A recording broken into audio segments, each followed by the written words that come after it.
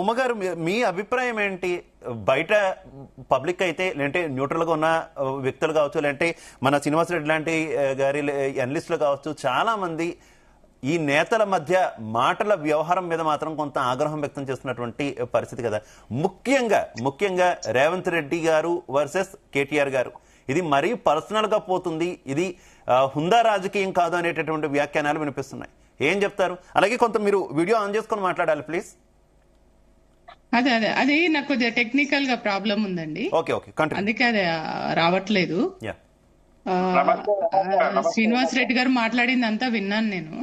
అన్నా నమస్తే, బాగున్నారా? వాస్తవం అండి, ఇవాళ రాజకీయాలు ఎట్లా ఉన్నాయంటే ఒకరిని ఒకరు తిట్టుకోవడం, అవమానించుకోవడం, ప్రజల సమస్యలు అనేది పక్కకు పోయినాయి అనేది వాస్తవము.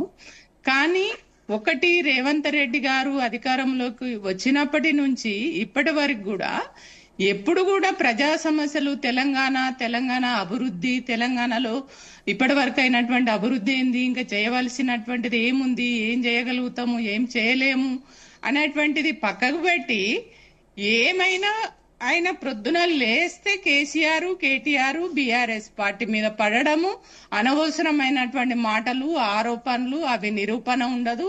ఏది పడితే అది మాట్లాడడమే తప్ప ఆయన నోటి నుంచి బూతులు తప్ప ఎప్పుడైనా ఆరోగ్యకరమైనటువంటి తెలంగాణ ప్రజలకు మంచి మెసేజ్ ఇచ్చేటువంటి మాటలు వస్తాయండి? ఎప్పుడన్నా మాట్లాడినరా? అసలు శ్రీనివాస్ రెడ్డి గారు అంటున్నారు అంటే కేటీఆర్ కూడా అట్లా మాట్లాడొద్దు అంటే, ఇప్పుడు ఒక ముఖ్యమంత్రి హోదాలో ఆ చేరుకు, ముఖ్యమంత్రి పదవికి ఎంతో గౌరవం ఉంటది, ఎంతో రెస్పెక్ట్ ఉంటది. ఆయన మాట్లాడవలసినటువంటి మాటలు ఏవైతే ఉన్నాయో అది సమాజం మీద, ప్రజల మీద ప్రభావం పడుతుంది. కానీ ఆయననే నేను చంపుతా అని, పేగులు మెడలు వేసుకుంటా అని అంటే అసలు ఆ భాషను, ఆ మాటలను, ఆ బూతులను మనం నోటితోటి చెప్పలేని పద్ధతిలో ఇవాళ ఆయన మాట్లాడుతున్నాడు. ఇవాళ ప్రతిపక్ష పార్టీగా ఏదన్నా పొరపాట్లు చేస్తే, ఏమన్నా ఆధారాలు ఉంటే ఆధారాలు బయట పెట్టి నీకు ఇది జరిగింది, నువ్వు గిట్లా నష్టం చేసినావు, దీనివల్ల ప్రజలకు, తెలంగాణ రాష్ట్రానికి నష్టం జరిగింది అనే పద్ధతిలో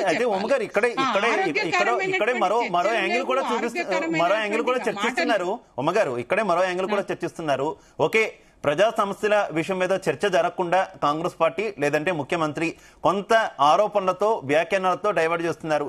ఆ ట్రాప్ లో సరిగ్గా 100% బీఆర్ఎస్ పార్టీ, కేటీఆర్ పడడం వల్లే వారు కూడా ఈ చర్చలో పాల్గొంటున్నారు అనేది విమర్శ.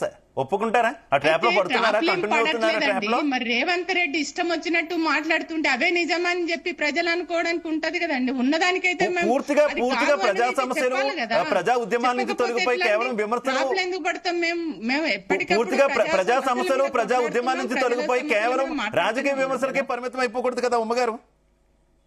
ప్రజా సమస్యల మీదనే మేము కొట్లాడుతున్నాం కాదండి.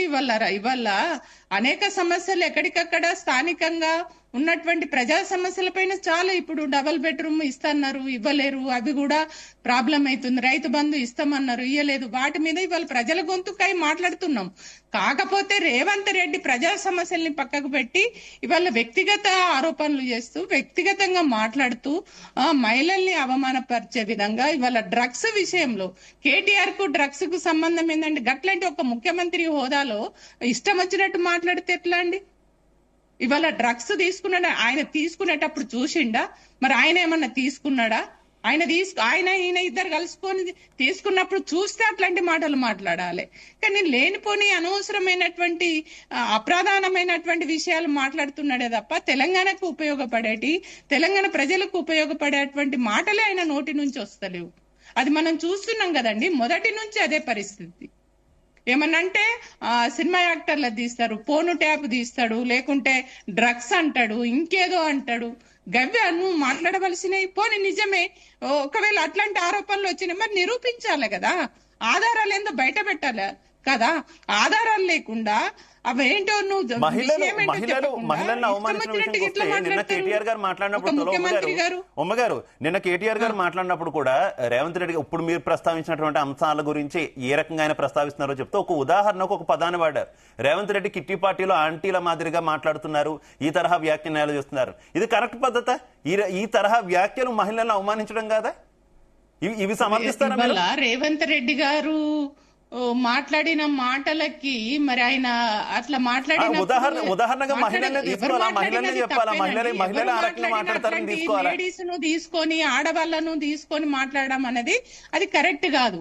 ఇవాళ ముఖ్యమంత్రి ఆ కింది స్థాయికి దిగజారి మాట్లాడుతున్నాడు కాబట్టి ఆయనకు జవాబు ఇవ్వవలసిందే. కానీ మహిళల్ని ఎవరు ఆ రకంగా మాట్లాడినా అది కరెక్ట్ కాదని నేను భావిస్తాను. ఉమ్మగారు మళ్ళీ మీరు ఎందుకు డిస్ట్రాక్ట్ అవుతున్నారు? ఉమ్మగారు మళ్ళీ మీరు ఎందుకు డిస్ట్రాక్ట్ అవుతున్నారు? Come to the subject. నా క్వశ్చన్ కి ఆన్సర్ ఇవ్వండి ప్లీజ్. చెప్పండి.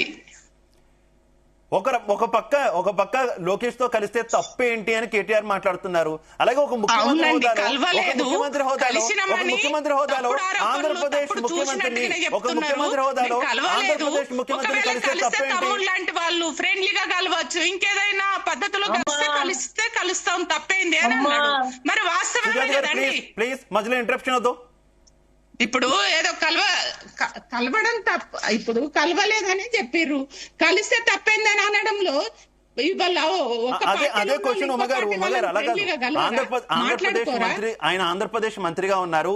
నాకు తమ్ముడు వరుస అవుతారు, మా మధ్య మంచి సన్నిహిత సంబంధాలు ఉన్నాయి, మేము కలిస్తే తప్పేంటి అన్నారు. వాళ్ళు కలవడం తప్పు అని ఎవరు అనట్లేదు. అలాగే ఆంధ్రప్రదేశ్ ముఖ్యమంత్రి, తెలంగాణ ముఖ్యమంత్రి ఢిల్లీ వేదికగా కేంద్రం ఏర్పాటు చేసినటువంటి మీటింగ్ లో కలిస్తే తప్పేంటి? ఎందుకు దాని మీద మీరు విమర్శలు గుప్పిస్తున్నారు? ఇద్దరు ముఖ్యమంత్రులు కలిస్తే తప్ప? ఇద్దరు ముఖ్యమంత్రులు కలిస్తే తప్ప? మీటింగ్ లో మాట్లాడడం తప్పు పట్టట్లేదు. ఇవాళ బంకచెర్ల అనేటువంటి ఒక ప్రాజెక్టు అక్రమ నిర్మాణం అక్కడ జరుగుతున్నప్పుడు దాన్ని వ్యతిరేకించండి, ఆ విషయాన్ని మాట్లాడండి అని చెప్తున్నాం. అక్కడనేమో ఏజెండాలో అది మొదటి అంశంగా ఉంటది, కానీ మేము బంకచెర్ల విషయమే మాట్లాడలేదు, అది టాపికే రాలేదని అబద్ధాలు చెప్పొద్దు కదండి. ఉన్నది ఉన్నట్టు మాట్లాడాలి కదా. అక్కడ చీకటి ఒప్పందాలు చేసుకొని అక్కడ జాయింట్ ప్రెస్ మీట్ లో కూడా ఎక్కడ కూడా బనకచెర్ల చర్చకు వచ్చినట్టు లేదు కదా ఉమ్మగారు. అలా కాదు, జాయింట్ ప్రెస్ నోట్ రిలీజ్ చేసిన తర్వాత కూడా ఎక్కడా కూడా బనకచెర్ల ఇష్యూ డిస్కస్ చేసినట్టు అందులో లేదు కదా. ఏదైనా జరిగితే చర్చించాలి కానీ ఏది జరగకుండా ఎందుకు ఇంత రచ్చ చేస్తుంది బీఆర్ఎస్ అనేది కాంగ్రెస్ వాదన. ఆ ఏజెండాలో మొదట అదే ఉన్నదాన్ని లేదని ఎందుకు అబద్ధాలు చెప్తున్నారు? ఒకవేళ ఆ అంశమే ఉంటే నేను మీటింగ్ కే పోనన్నటువంటి వ్యక్తి మళ్ళీ మీటింగ్ పోయి వచ్చి ఆ చర్చలలో పాల్గొని మళ్ళీ అది ఏజెండాలో లేదు అని అప్పుడు ఆ అబద్ధాలు చెప్పవలసినటువంటి అవసరం ఏమున్నది అని చెప్పేసి కేటీఆర్ గారు మాట్లాడారు.